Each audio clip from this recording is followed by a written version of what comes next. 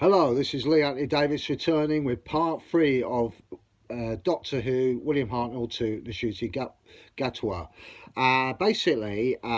It's just my sort of take, my perspective on how I should see Doctor Who. And I went through all these doctors. The only ones that I never actually were there when it happened was William Hartnell, Patrick Troughton. But apart from that, I was right through it all. We're up to Paul McGann. This is 7 years later, with so much promise of Doctor Who coming in. Forget the time dimensions in time. That was another JNT production. It turned into a bloody disaster. It was absolute rubbish. It was for children in need, and I think a lot of them would prefer to forget that one. I mean, it's not really a canon of any sort, really, is it? It's just it's giving something to. I think it was to do with the actual. Was it 1990? Yeah, it was. It was basically to do with coloured 3D specs or something they were bringing into it and stuff like that for children in need and stuff. But I think it was to do with the celebration. I think 93 would have been 73, 83, 20 years, 93, 30 years. Yeah, they did it for the 30th anniversary. But to be honest with you, I don't think they should have bothered. At that time, all we had was Big Finish that's just starting out, I think 1991, after Doctor Who had been cancelled.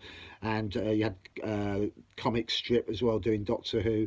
But basically, nothing. And then comes the announcement of a TV movie starring Paul McGann. Paul McGann, as you know, is a good actor. He's one of many brothers who are actors as well. And Paul was in the monoculed Mutineer, which got him acclaimed. He was in something else with I can't remember. He did something to do with a house where him and his mate were sort of struggling or whatever.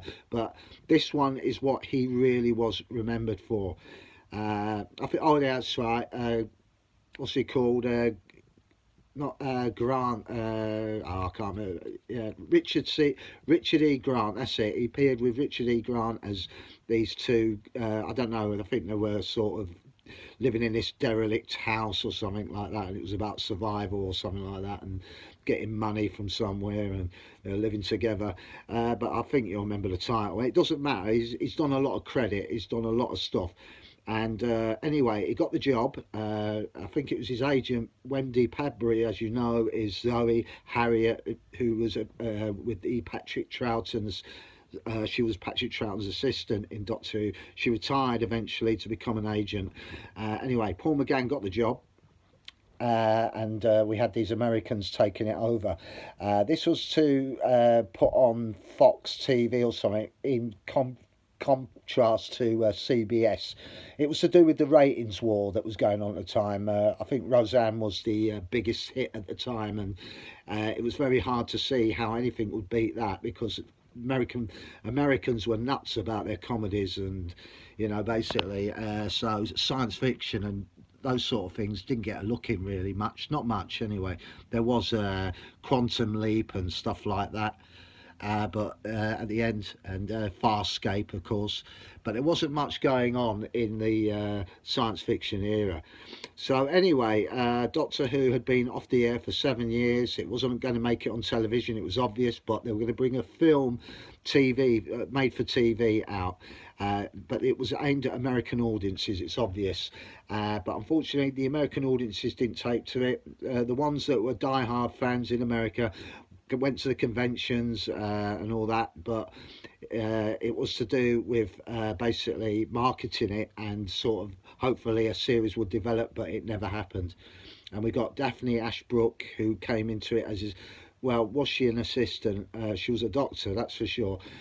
She'd done many stuff as well. She went on to do Star Trek, Deep Nine, I can't remember, Deep Nine, is it? There's so many of them about. Was it Star Trek Voyager? I can't remember. Anyway, this is not about that. But she's got a very good science fiction background. Anyway, Paul McGann took the job, but the problem was there was a few things that were wrong with it. Firstly, it was directed by a guy that I think he was born in this country, but he was American, and it was they had a different perspective when they wanted to take it. So they took it away. But what they did was they brought Sylvester McCoy back, who's, would you believe it, was the current Doctor. So anyway, Sylvester McCoy did the regeneration scene to bring in Paul McGann. Obviously, they wanted an American actor because American audiences was associate better, but I don't think it would have worked really. And it I just don't know really where this film stands in the ratings of what you call Doctor Who. So anyway, people watched it, they looked at it. I watched it. I think it was on a bank holiday in 1996. That's when it got screened on BBC One, and apparently it bombed. It bombed in the Fox networks against CBS, I think it was, or NSC or whatever. It didn't do too well. They went up against Rosanna, which I was just talking about, was one of the most popular comedies at that time, and there was no way it was going to beat it. So unfortunately, Doctor Who didn't make it. There's a few things wrong with it. Firstly, we find out the Doctor is human, or half human, or anything, or something like that, and that doesn't work for me because he isn't. And secondly, you didn't see Paul McGann until the last, was it 20 minutes or so? That's when he started to show himself. He did project himself well for the time he was in it, but I thought Eric Roberts did a good job as the Master. But it was still had a sense of ER to it, you know, like those American hospital dramas they got over there at the time. So really, it just didn't. I just think it was lacking something. But it was good to see it back. But unfortunately, it went off the screen again, so it never quite made it. It screened in this country, but you felt that it was never going to go anywhere. And they tried to keep it going a bit more with conventions and stuff like that. But I suppose it was a good stab at it. That's all I'm going to say. It was a good stab at it, but it went back into its, shall I say, back on the shelf again. So obviously, as the millennium goes on and on and on, we get to 2003, and then suddenly the BBC announced that a guy called Russell T Davies shows interest in becoming the showrunner for Doctor Who. Russell, as you know, has done Goosebumps and stuff like that on ITV, and he'd also done some dramas on BBC One as well. But nobody knew if it was going to be successful or not. Good writer, yeah. And I was quite enthusiastic because I thought that, you know, after all those years, after the disaster of the classics towards the end with JNT, it was good to see the back of him. Sadly, he died in 2004, but he was the catalyst that brought the end to Doctor Who. Let's be honest. So anyway, so now Russell T Davies has shown interest, and then suddenly, out of the heavens, Christopher Eccleston shows interest as well, who wants to play the part. And because he worked with Russell T Davies before, and you knew this could be a good partnership, and I was enthusiastic to say the least, because I read about it and I thought, yeah, this could work. This could work because I know Eccleston. He's a good actor. He's done lots of stuff. I watched him on Cracker when he was on ITV in that was it psychological police drama with Robbie Coltrane, and it was good. I liked it. Good drama. And he played a brilliant copper, but he gets killed off in it. He gets run over. And he was also Gone in 60 Seconds. He played that criminal. And he's also he played that true story film that was a true story called Let 'Em Have It. And the emphasis was, did he mean because they were robbing upstairs or whatever, and a cop comes in, a policeman comes in. This is in the 1950s, by the way. Comes in, and Eccleston, and the guy who's not very bright has got the gun, and Eccleston is behind him, and he says, "Let him have it." Now, the emphasis was let him have it meant let him have it, give him the gun, or let him have it, shoot the bastard. You know, that's basically what the. But unfortunately, those words got him hung, and he was actually hung in Britain because he was seen as calculating it. He sort of manipulated it, but it wasn't the case. It was a miscarriage of justice. But Eccleston enjoyed doing the role, and it was a fantastic piece of work he did. That was his first film, I think, and then he did something else, Shallow Grave. That was good. So I knew when Eccleston took the part, I knew what you're getting. You're getting a great energy, a great ball of energy coming at you. He wouldn't be sort of slow, he would go at you fast, and he did. And when 2005 came along, March, that was the day, March, April 2005, the day Doctor Who was born. He kicked the doors open and he brought a sense of, you know, energy to the programme. And Russell T Davies was not really responsible for it. Although he wrote some of the stories, he was more like the showrunner, overlooking things and passing scripts, saying, yeah, they can go in, no, they can't. Stephen Moffat wrote for him as well, as you know. But it doesn't matter. The first series was a splendour for me. Everything was right about it. 13 episodes of pure genius and pure great acting from Eccleston. It was explosive from when he started right to the end. And when you before all that, we go back to Paul McGann. Now Paul McGann was a good actor, but I don't think he could have carried it off. And I think what happened is really, I just think he played it in an old quaint gentleman sort of fashion, you know, English quaint gentleman fashion, and to me, it felt like, you know, what would he do if it was a powerful scene? Would he be able to sort of? We saw a bit of what he could do in the film when the master had this headgear on his fucking head or whatever it was. But yeah, it was all right. It was all right, but it wasn't what you were looking for to make the program successful. So anyway, we say goodbye to Paul McGann in the era. He does a lot of audio, so he sort of redeems himself. Like Colin Baker, he comes back to redeem himself, doing audios and stuff. But it's the actual series that takes off, and it's back, and it's better than it's ever been before. And I don't hold Russell T Davies responsible for that. I hold Christopher Eccleston responsible for that. Every episode that he appeared in was fantastic. Billie Piper was okay. She wasn't brilliant, but she was okay. So she was a good supporting cast. She was good supporting her mum. She was in it, and the other guy, the idiot, Mickey the idiot, or whatever, uh, Eccleston. And then we had other new characters coming in, Captain Jacket towards episode 9. And it had a great feel to it. When Father's Day, that was another great episode, when we see Rose go back in time to change the situation with her dad dying by saving his life. That was a fantastic piece of magic there, because it showed emotion, it had it all timed. And then we get to the end, and then we learn about the arc. The arc was the key.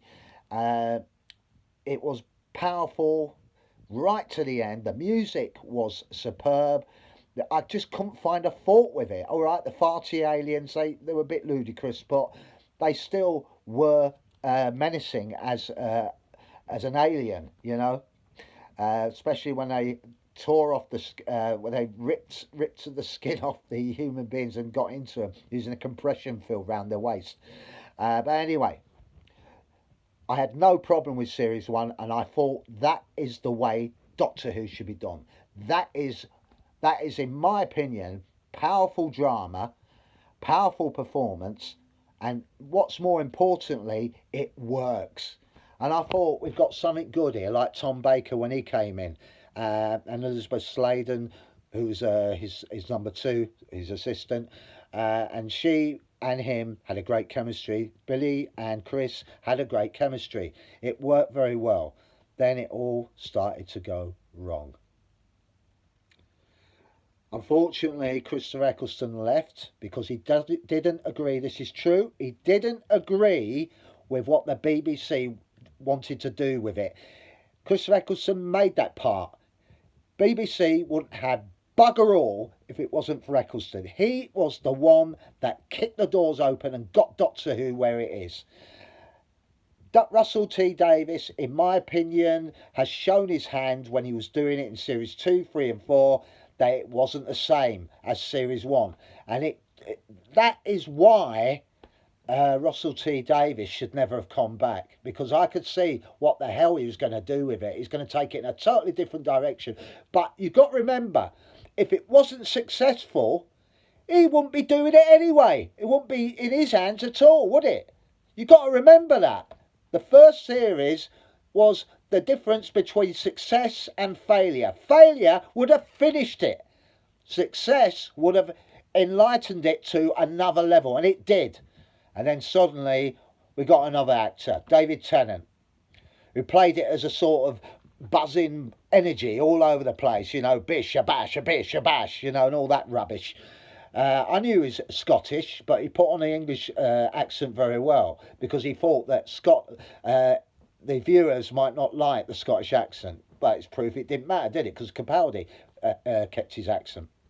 So anyway, he did it like that, and I thought Tennant was froppish. I thought that he didn't have what Eccleston had, right? So I believed that series, and then we had Billie Piper sort of bossing him about a bit and ticking him off, and it started she started to take over as a central character, which she shouldn't have been. Eventually, thank God she left, as she did. But then we had other problems with assistants. But Russell T Davies really didn't do any favours, and I could see it's like your football team without your star player. The rest of them can play, but they haven't got that unique goal scorer they need to elevate them. And they didn't. And with Eccleston gone, the goal scorer had gone, and they didn't have a goal scorer. And that is exactly what happened to Doctor Who. We had David Tennant, and then eventually he left. It was falling as well. You've got to remember, the ratings were going down. We had stories like bloody Love and Bloody Monsters, for God's sake. We had bloody another silly story, Fear Her. You know, what's the point of making bloody Doctor Who if you're going to put bloody rubbish in there like that? Well, I know Love and Monsters was bloody a fucking, what you could say, for children. And it was for children, because it had no plot, it had no sense, it didn't appeal to me. I thought, with Billy and David running up and down corridors, you know, it looked like Scooby Bloody Doo, didn't it? And then we had so many cut-offs and shut-offs, and at the end, it just didn't make sense. He just went into the background, this guy or whatever, he's saying goodbye to his mom.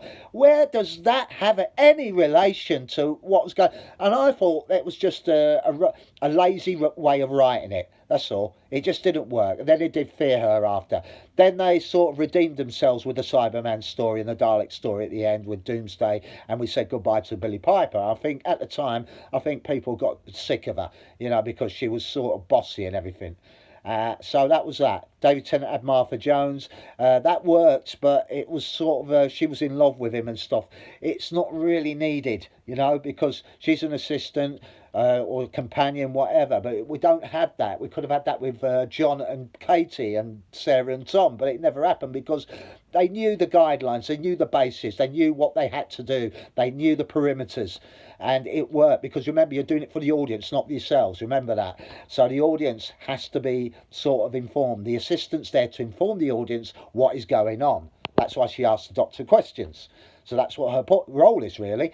So anyway, so we had that point where we got to the situation where David Tennant is leaving, and to be honest with you, the Series 2, the Series 3 and the Series 4, maybe Waters of Mars was a good one, but it ended completely crap. You know, I can't emphasise, forget 42, I mean, that was written by Chris Chibnall, for God's sake. That was a load of bloody, how do you put it, garbage. It was told to be rewrote a few times as well. I wasn't happy, right? I wasn't happy, and I wondered what was going to happen next. Russell T Davies goes, thank God, because he'd been there too long. And then we have a new writer who was recommended by Russell T Davies, Stephen Moffat. And I thought, oh, I don't know about this guy. Where's he going to take it? Oh, he got Matt Smith in, didn't he? You know what that was all about? To try and beat JNT, who got Peter Davison a couple of decades before, because he was the youngest doctor. He wanted to put his mark on it and say, I got the youngest doctor ever. Yeah, great stuff. But can he act? Can he do what Christopher Eccleston did in season one? No, he couldn't. He gave it his best shot. A lot of audience didn't really know what to make of Matt Smith, the weirdness and whatever. And then we had that art with Amy. She was a good actress, not knocking her or anything. Karen Gillan, she was all right. Arthur Darvill, he was all right, but I just think he should have had a little bit more, so he wasn't sort of kept it sort of on the sidelines all the time. Anyway, we had the killing and then they're coming back and being killed, and it was just becoming a complete load of under Moffat. It proves my point. He needs a restraint on him. He's all right as a writer, but if he gets carried away, like Russell T Davies, they go overboard, and unfortunately it goes the wrong way. And also you've got to remember they've got politics as well. Their allegiance are to certain groups, so you started to see the immersion of a load of bollocks going into the bloody Doctor Who. Right, okay, moving on from that. Moffat had been there too long. He got Peter Capaldi. Unfortunately for Peter, he came in at the wrong end. If it had come in before Matt Smith, I think it might have worked, and it could have got Peter better screen time instead of having it switch over to something else away from him. He was the central of the character. Moffat, I don't know what he was doing. I think he wrote good stories, but the problem is he couldn't implement them into the next one. You got a great story to build up, and then suddenly anticlimax, bang, it went with the Cybermen, the Doctor Who Falls. Anyway, it's goodbye to that, and then he wrote this load of bollocks called Doctor Mysteria. I just turned off. I had enough. So anyway, I waited for the next one to come along, and unfortunately we got Chris Chibnall. Not a mark on his name. He wanted to do something different. I'll give him that. But unfortunately, Doctor Who was losing a lot of fucking viewers because they don't want to go down that route. And then we come into Jodie Whittaker. Now, she's a brilliant actress. I've got nothing against her. But was she right for the role?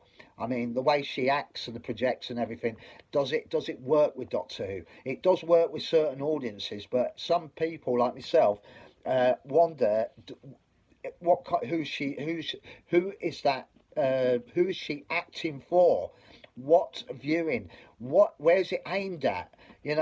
Who is it aimed at? What were some of the stories? We had some real bad ones, didn't we? We had that bloody Orphan 55, more like Awful 55 in my book, and we had some other stories that didn't make sense. And then the what was it? Bradley Walsh was going to kill this Stenz or whatever, who killed his wife or whatever. She started.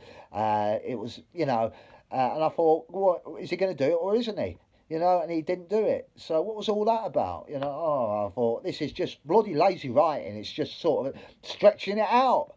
But it didn't have any emphasis on giving you something that would take you down the right path with it. Now, we move into, yes, you guessed it, Jodie Whittaker's final one, The Powder Doctor, was good. The Flux was good. I liked it, right? There was something about it. There was energy. Jodie was being shown to reach the audiences, and she's starting to nail it. But it's always the same, isn't it? Same with Peter Davison. He nailed it at the wrong stage. Should have nailed it earlier. Jodie should have nailed it earlier. She needed to do more on the character. Taking nothing away. She did a very good job. But The Flux was a very good adventure. The Eve of the Daleks, what a bloody load of rubbish that was, where they get killed and then come back and get killed and go. Bloody ridiculous story, that. The Sea Devils as pirates, I don't know. They want to take over the planet. They're not now. They're bloody piracy is now what they're up to these days. Oh, fair enough. But like I said, I started to find the ludicrousness going into this, and I wonder what the bloody next fucking stage is. Guess what? It's David Tennant. And I thought, I was glad to see the back of him back in 2009 when he said, I don't want to go. I want you to go, David. You've been there too long and you got egotistic. Sorry about that, David. I didn't see you as the next replacement for Christopher Eccleston. You were shoehorned in, but you were Russell T Davies's next choice. I think there might have been better choices, to be honest with you. No offence to you, you're an actor, you do what you do, it's a job. But like I said, for me, you've got to be a certain quality to be that kind of character. You've got to be somebody. I mean, I've obviously get slated for saying, "Oh, David Tennant, there's nothing wrong with him." He wasn't Christopher Eccleston. We needed another actor like Christopher Eccleston to make sure this programme stood out. Anyway, we get David Tennant. Now, I remembered watching Tennant in 2005 and 2006. I wasn't happy him taking over actually because I wanted Christopher Eccleston to stay on. But anyway, it doesn't matter. So I watched him. There was a lot of comic stuff, but I knew what you were getting with Eccleston. I knew what you were getting with Tennant. So Tennant takes on the role. Fair enough. He's back. Fair enough. We've got 3 60th anniversaries. Fair enough. What we don't get is what we want. We don't get energy. We don't get sense here. We don't get what the hell's going on. Why is it fucking written like that? Why is Catherine Tate coming back? Why is she allowed to remember? What's the point? Leave it alone. That's the way you wrote it. Leave it alone. It's like Clara Oswald. Why kill her and bloody bring her back? Why kill her and then bring her back? She's dead or she's not. You know, because she's in the bloody credits for next week, you know, she's not left. She's still there. It's all a load of bollocks. They shouldn't do it like that. That's what fucks it up. The canon, the timeless child and all that. It takes it into a whole area that you will you could get lost in. It's just taking away what Doctor Who really is. I was glad to see the back of Moffat, but he stayed too long. He shouldn't have even stayed 1 season, to be honest with you. He should have been on his bike. But the BBC saw him as the golden-eyed boy, and he made a right racket of bloody Dracula, didn't he? Anyway, never mind all that. Moving on, we get David Tennant back, making way for this new guy, Ncuti Gatwa. Now, I did say something about this. I said there's a danger here that Russell T Davies, under Walt Disney and many other who are backing this, are going to turn it into a bloody circus. And where I don't want to come across as homophobic, but I don't like the feminine side that's been brought into this, because the Doctor should not be like that at all. You know, I'll give you an example. That one of the trailers shows Gatwa dancing in a nightclub, a gay night. What is that all about? What the hell am I watching? You know, I get fucking angry because when I compare that, what I've seen, the 60 hour, to the first season, Christopher Eccleston, I wonder to myself, what the fuck am I watching? That is not aimed at me. I'm not its audience. So what audience are they aiming? Well, some sort of political bodies immerse all that crap in. This is a condition, is it? That we keep Doctor Who, but we do this to it. Jesus Christ. Now you wonder why I just watch classics. Because I like the classics. I don't care how bad it got. I still enjoy them because there's still stories and they're still true to life. But when you immerse all this fucking... Sorry about the language, but I'm very angry because I will not be watching the Ncuti Gatwa because I can't stand him. There's something about him that makes me cringe. Not because he's gay or he's black or he's transgender, whatever he bloody is. But it's the wrong actor to do this. And Russell T Davies is the wrong writer. He did do very well fucking first time. What's my saying is, never go back.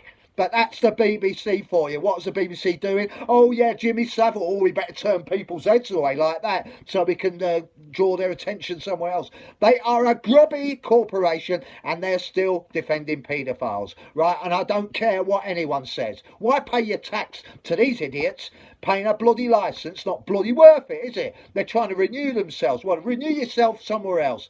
More like the rubbish tip. Anyway... That's all I've got to say. Doctor Who, for me, is heading for disaster. It'll read in the ratings. You don't have to listen to me. You'll see it for yourself. When the bloody show returns, which I will not be watching in Christmas or whatever, I know what it's going to be like. It's going to be sassy crap. It's going to be, let me tell you, let me give you an example. It's going to be something like Love and Monsters meets the bloody Monsters or something like that, or meets bloody that Little House on the Prairie. All nice, happy endings. That is not what Doctor Who's about. Doctor Who is to relate to the audience. That's why people watch the bloody thing, so they can relate to it.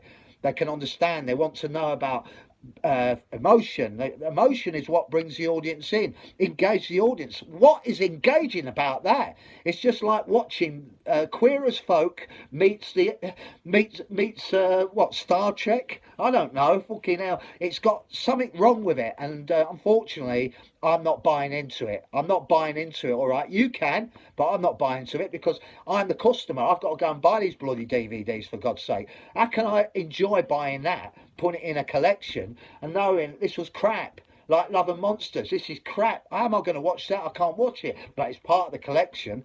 Jesus Christ! Now you're getting there. Now you're getting me, aren't you?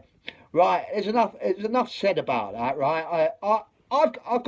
I'm very emotional when it comes to stuff like this because I'm so angry that they've gone from series one to that.